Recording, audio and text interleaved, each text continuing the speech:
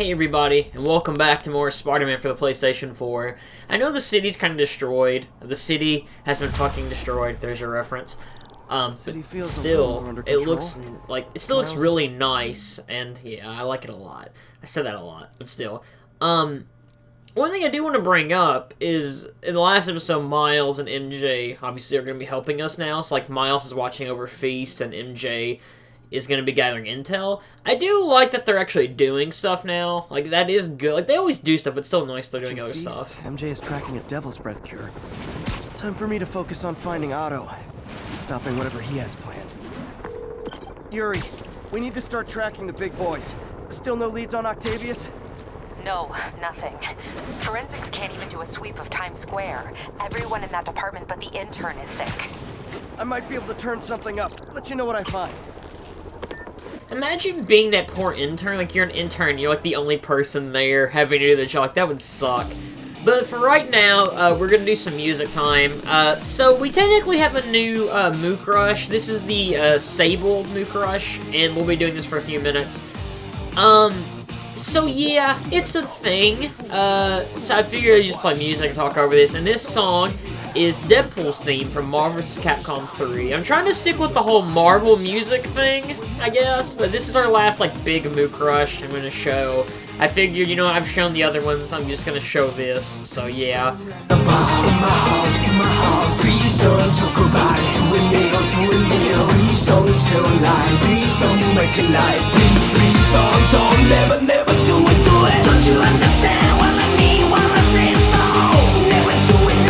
I do love this theme a lot. Like, Marvel vs. Capcom 3 might have... Ooh, I don't know. I really like a lot of Marvel vs. Capcom 2's music, but I really like the music in MVC3. Mostly for Amaterasu's theme, because it's the rising sun from Okami, but it's got like a... I don't want to say like a dubstep, because that sounds weird. It's more like a techno mix, and oh, it's really good. Oh, man. I'm not the biggest Okami person. I need to really replay it, but still. I do love the music from that game a lot. It's amazing, I have to say. A lot of Capcom games tend to have good music. Like, Mega Man in itself is a series that, like, is just known for good music. Like, one of my favorite video game songs is, the credits theme from Mega Man 9. I love that song. And I even, like, I'm going off topic, but there's not a whole lot going on right now. I know it's such, like, an overrated song, it's probably overused, but, like, Wily Castle 1 from Mega Man 2 is a great song. That's why there's so many remixes of it, because it's such, like, a good song. It's kind of like... I like, going off topic, but I'm talking about music, it's a Mook Rush going on. You have songs in video games that are, like, remixed so much, and people are like, oh, this song's been done, but you don't understand, it's because these songs are so popular, it's, like, the ones that people love the most. Like, I know, the Lance and Red theme from Pokemon Gen 2, there's so many remixes of it, people probably get sick of it, but I'm like, you have to understand, it's one of the best pieces of video game music probably ever, and it's just because, like, I think because of that song, and I'm really off topic, I know, it's just that it comes out of nowhere. It's such like it's not like Pokemon, I think, it's like a rock metalish song for a Pokemon game. I love it to death. It's my favorite champion theme for a reason, so yeah. But it's even like other stuff, like you have like Mario 64's theme, or just the Mario theme, everybody knows that, so it's the one that everybody's gonna go with. You know, you just stick with that, that's why there's so many remixes of it. Never do it. Don't you understand what I mean when I say so? Never do it now. Never do it now. I just don't know why you make me. See, there's people talking. I forgot to fix that. Oh shit. We're gonna leave it because I'm not editing this again. So basically, the main gist that I had a brain fart. I wish I could just like put the face I had when it's like I did not know that when I was editing this. Oh well. But the main gist is, like, you have to go rescue these prisoners from the Sable guys, because the Sable people are basically, they're just taking hostages for free. Not for free, but, you know, that's kind of the point. But they're just taking people, because they're like, oh, this person might be, like, helping the bad guys, and it's really weird. And this song is the Big Hero 6 battle theme from Kingdom Hearts 3. It technically is a Marvel property, you know, it was like, it gives me an excuse to get Kingdom Hearts in this LP, I guess. I don't know.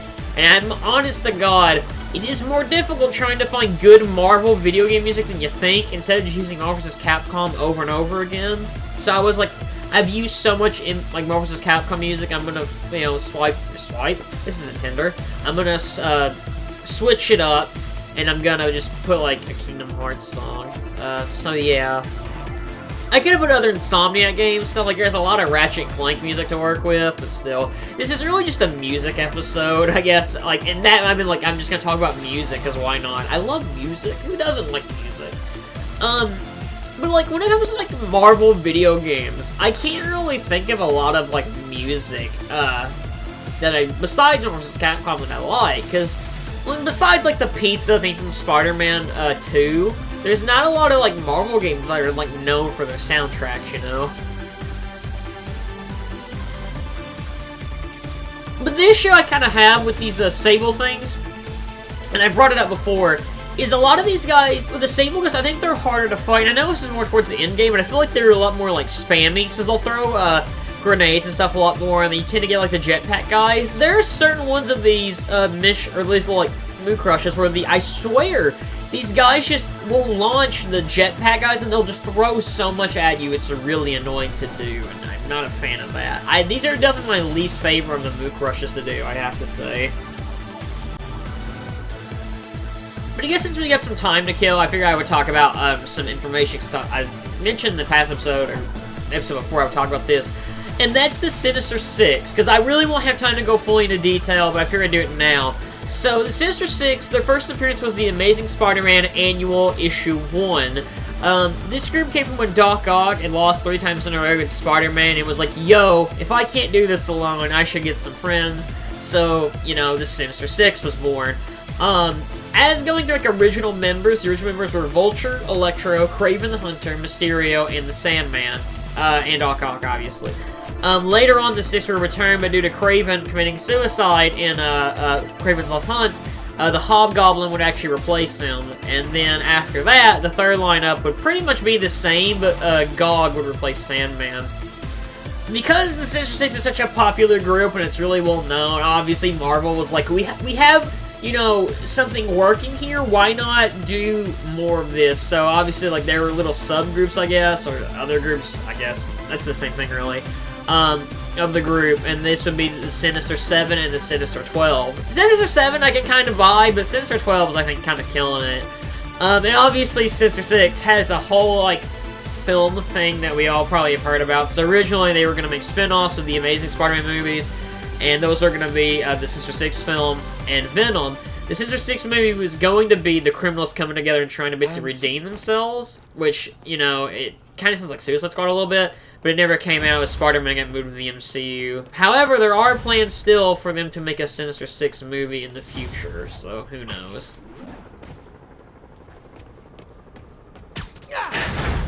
Thank you! Captain, the people that were locked up are headed back to their homes. Good. Then I finally convinced the mayor's office that making constituents homeless was not good for his poll numbers, so they won't be pulling that stunt again. And yeah, so that was the whole, Sable thing. I'm about to call them S.H.I.E.L.D. I don't know why. I guess that's about, they both start with S. I guess that's what it is, but yeah. That's a thing, I guess. Maybe. I don't know. And, since we have it now, we have the Iron Spider suit, and I'm just gonna, this is gonna be an episode, really, I'm just kinda talking, I apologize, more story content in the next episode, but, this suit's based off the Spider-Man suit used in Avengers, well, it's used in Avengers Infinity War, and it's made its debut in no, not Amazing Spider-Man, I'm having issues today, I'm sorry. It made its debut in Spider-Man Homecoming, and it was designed by Tony Stark so Peter could use it as an Avenger. You might be kind of confused of, like, for the other Iron Spider suit, which is like the red and gold suit with, like, the 6 arms coming out of it. That suit, that is a different, like, version of this suit, and it is available in this game, and I will show it in the DLC, so there's no need to worry. I've talked about this briefly, but I actually prefer this version of the Iron Spider suit compared to that version. And I might be in a minority on that. I just do not really like that version of the suit. It's not my thing. Hey, MJ, what's up? You okay? I'm fine. Combing through Oscorp records. Hey, this is random, but you remember that trip we took to Staten Island with Harry? To find the best pizza in the city? Yeah. 10-hour odyssey for burnt toast with cold American cheese. How could I forget? Something about all these old Oscorp files made that day pop into my head. Harry was so excited about riding the ferry. This made me think about how much simpler things were back then. That's such a random thing to come up. Like, I don't really get why that is there. Hey, Pete. Now, this station tracks GPS chips deployed around the city on birds and other wildlife. It collects data on the environment, which Mom wanted, and helps improve GPS on Oscorp tech, which Dad wanted. So, it's actually probably safe. You know what, bud? I should have remembered to tell you not to bother with this one. Hey, the tech here might help me track my missing spider bot. Those things are too expensive to lose. Okay, I boosted the tracking signal on my other spider bot. Now it can track its brother. I lost the other bot's signal in the park, so that's where I'll need to drop this one. Nothing unusual, just taking my spider bot for a walk in the park, you know, like you do. I mean, I tend to do that. Every once in a while I get kind of bored, and I'm just like, hey, Pants Bot, you want to go for a walk? And he's like, yeah, because Pants can talk, you know? It's like the Sisterhood for the Traveling Pants, except it's me and a robot. Let's see where it takes us. It's nothing like that, but still, you know, this actually might be one of my favorite Spider-Bot missions, just because you're traveling across the city a lot more, and what is the word I'm looking for here? I don't know, I just like, because I like you're going up this little slide, and you're going across like a playground, and we're going to see another little set piece they do with it here in a little bit. This is definitely one of my more favorite little, not just research stations, but just a little fun little mission you can do. And this is one I really recommend to at least look at or try whenever you play this game, because, I mean, you should play this game anyway. It is very fun. It's a reason I'm LPing it, because I love it. But even then, I still, for like the little submissions and stuff like this, it's cool. Tested in narrow areas, so this pipe makes sense. So now we're actually going to go across the city. One thing I will say, I've never died on these Spider-Bot missions. There is one in the DLC that I did have a little bit of trouble with, but this one's, none of these are hard. But you can get stepped on by a human, I'm pretty sure. I've heard someone say that. It's never happened to me, but at least be careful. I know you can get run over by a car, though. I don't know if it's this one or another one, but I remember seeing a video where someone got ran over by a car with a Spider-Bot. And yeah, I'm wondering how big Spider-Bot is, because it looks small. Like, you'd have to think it's pretty small, so like people don't notice it, but still. Oh, you gotta be kidding me! And if I startle the bird, it'll drop the spider bot and break it. This pigeon's strong. Someone didn't skip wing day at the bird gym. I want to go to a bird gym. Like, they're lifting weights with their feathers. Finally, its nest. Wait, that's the other spider bot. I busted a feathered kleptomaniac. Now that I know where they both are, time to mount a rescue mission. We're coming for you, spider bots. I just imagine it's like I can just see a mental image in my head. It's Peter, like, oh no, it's that video of that guy who's walking across the street and he sees that cat in the store. He's like, I will save you or something. He's like, I will get you out of here. It's like that, but Spider-Man with the spider bot. It would be amazing. I know I'm not making that. I take too much time. And plus, I don't know if I could even pull it off editing-wise. It'd be difficult. But still, I do love it. I just love that a bird picks up the spider bot. That's such like a random thing, but it's just funny. I want that. It'd be funny if it takes you to the Vulture or something. I don't know. I just like I could see Vulture just having like a whole not a farm, but like a big building full of just birds.